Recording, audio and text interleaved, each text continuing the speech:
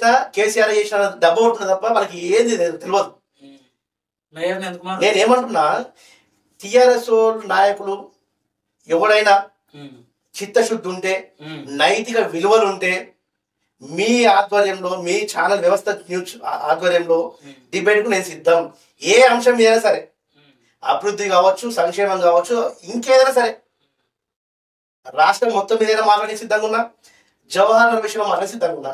చిత్తశుద్ధి ఉన్న టిఆర్ఎస్ నాయకుడుగా ఎవరైనా సరే రమ్మనండి.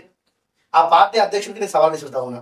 మీ ఆధ్వర్యంలో ఏ చర్చకైనా, బహిరంగ చర్చకు నేను సిద్ధంగా ఉన్నా. కాంగ్రెస్ పార్టీ అధ్యక్షుడిగా ఆ పార్టీ అధ్యక్షుడు చిత్తశుద్ధి ఉంటే రమ్మను.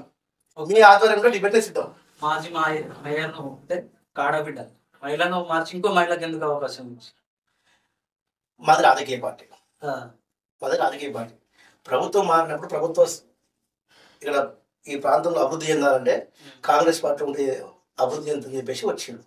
గతంలో కేసీఆర్ తీసుకోలేదు, ఎమ్మెల్యే కొనుక్కున్నాడు.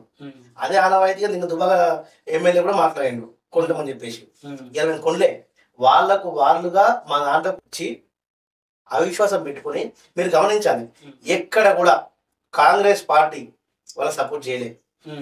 అక్కడ ఉన్న కార్పొరేటర్లు వాళ్ళందరూ కూడా ఒక డిస్కస్ చేసుకొని మేము అవిశ్వాసం పెట్టి ఆ మేయర్ని నింపి మేమందరం కూడా మన కాంగ్రెస్ పార్టీలో మేయర్ని ఎంపిక చేసుకొని కాంగ్రెస్ పార్టీతో అభివృద్ధి చేయాలనే ఉద్దేశంతో వచ్చిర్రు. మేము గౌరవించాం, స్వాగతించాం. తప్పితే మేము ఎక్కడ ఎవరు సపోర్ట్ చేయలేము.